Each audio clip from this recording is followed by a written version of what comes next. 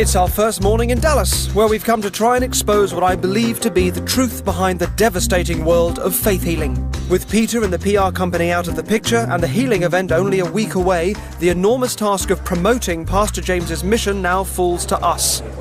So we've had some flyers printed up. We have James here, who we're passing out the flyers for. Hey. This is Adam, nice to meet you. In the hotel lobby, Pastor James meets some people we've hired to hand out our flyers, but of course they don't know our true agenda. I would like you to lead us in a prayer. You guys are more than welcome or not to join in. Yes. Okay. Lord, give these loving people the strength to do your work today. Let them be messengers of God, not of man, of God. And may your word come to as many as you see fit. Amen. Amen. Amen. Okay. Thank you so much. Having been inspired, they take to the streets with our flyers to publicise the event. But rather worryingly, back at the hotel, Nathan already seems to be finding the deception harder than he imagined. There's going to be a lot of this. The worst bit of it is someone putting faith in somebody, and that somebody's me. And I'm not what they think I am. Join the UK's Pastor James Collins and guests at the Lakewood Theatre for a unique healing event. Meanwhile, the flyering continues and a local radio station puts out some ads to reach a larger audience. Log on now, giftsofthespiritministry.com.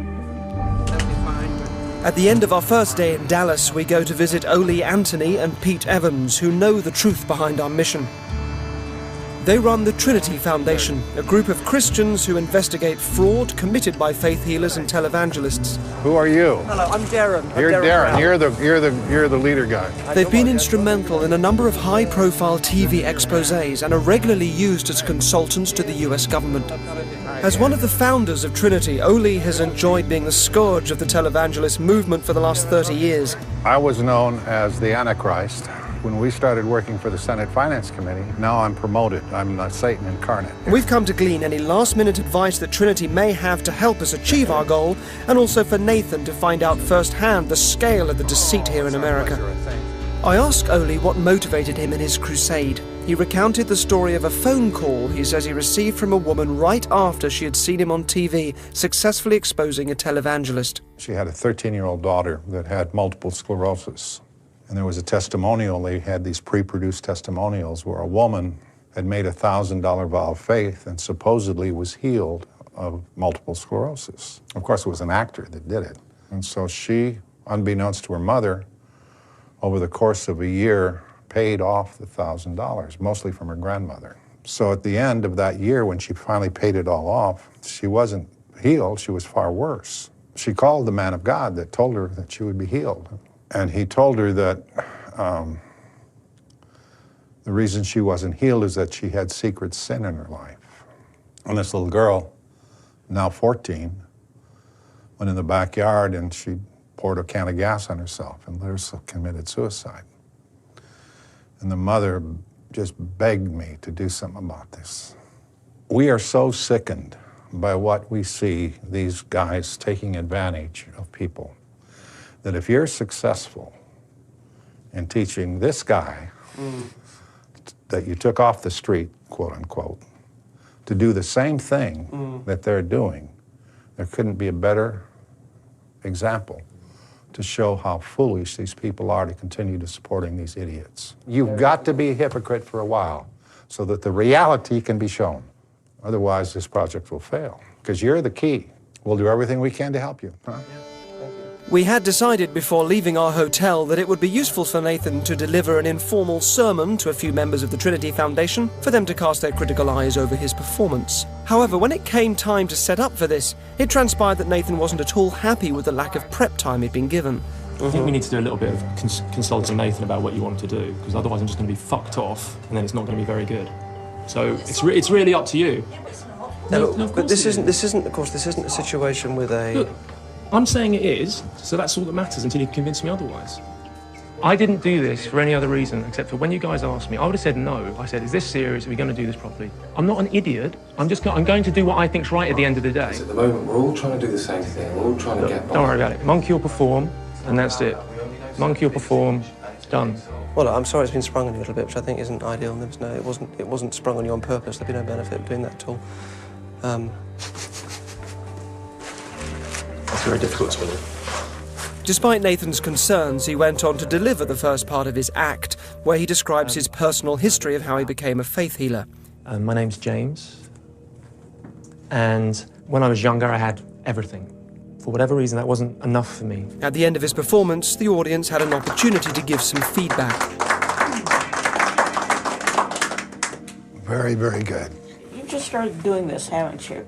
Yeah. I'm not a preacher in any way Well, respect at all. You know, You did unbelievable. you learn, but I'm it's very shocked. powerful. I thought you were speaking directly to me. You seem to be without pretense, and that's the most powerful thing that you can bring to the table. I'm super impressed, you guys. I really am. That's such a relief.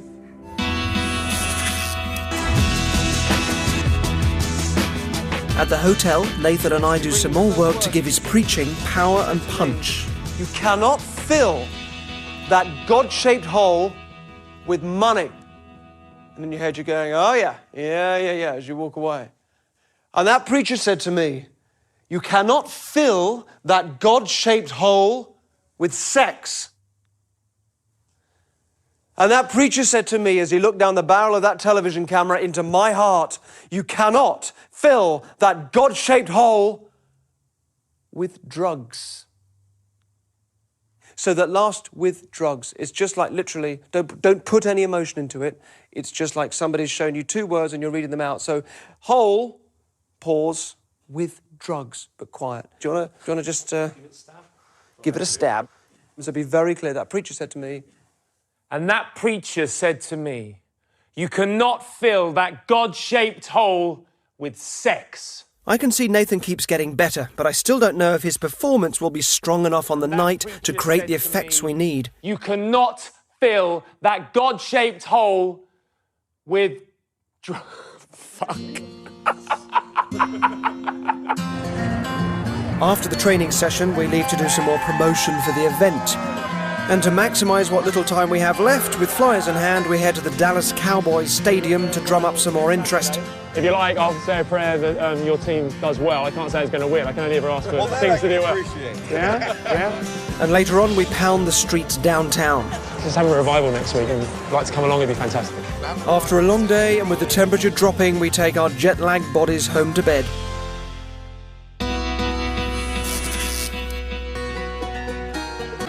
This doesn't feel right for one of these places. We've been told about a well-known local faith healer called Pastor Sean Pinder. Oh, Pastor Sean, lovely to meet you. We turn up unannounced to meet him where he's guesting at a small service in the unlikely venue of a children's nursery. Pastor James asks Pastor Sean and his host if he and the camera crew can stay, and luckily they agree. So Nathan takes his place at the back of the room to watch at first hand a genuine healing service.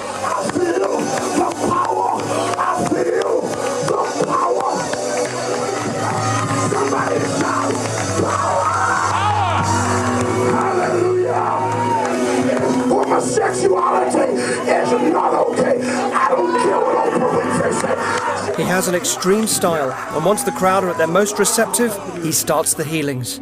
If you are Indian, you are hard of hearing, I want you to come up here. You, come here. You hard of hearing?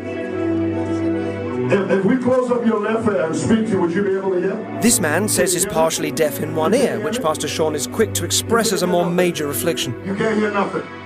Oh my God. Somebody shout, be open! Be open! Be open! Be open! After the healing moment, it seems as if something miraculous has occurred. Can you hear me? Say Jesus. Say Jesus. Jesus. To prove the man's deaf ear had been healed, Pastor Sean had him face away so he couldn't lip read and had his assistant block his good ear. But from this camera angle, you can see that the man's good ear isn't being blocked at all. So maybe it's not such a miracle. Pastor Sean keeps going with several more healings of the kind we've studied. This lady is nearly able to touch her toes after spending years with a spinal problem. The euphoric service, like many healing rallies, creates a major adrenaline rush. I've been healed. Adrenaline is a powerful painkiller. Don't touching this man already. People feel less pain and can mistake this for their body being healed, especially when a pastor is telling everyone that's what's happening. But they're actually no better, and are still in need of the medicine that many pastors tell them to throw away. Pastor Sean leaves the stage triumphant. The entire service lasted for 4 hours and has been an invaluable lesson. Then something happened that nobody expected. Nathan is given the chance to plug his own show. Thank you very much. Thank you very, very much. Me, I've come from Uganda. I've come over to the UK. I was following a vision that I got given by the Lord. He said to come to Texas. He said to come to Texas and preach his word as far and wide as I could. And we're having a revival on Saturday, Lakewood Theatre, 7 p.m. God bless you, Pastor James. God bless you, Pastor. I love you, man. When encouraged to do so, the congregation are very happy to hand over their cash, which is collected by the man who was healed of his deafness. The whole thing was very powerful, and I can't touch, in terms of performance and energy, what I saw in there tonight. I feel bad for my duplicity, I feel bad for my being a spy, basically. But the business of their profession is to get as much money out of people as possible. They should be talking about faith and love, and it's always about money. So we've just come up against the kind of security that these people have at Derren, D-E-R-R-E-N, Brown. And we may not have a show at all on Saturday.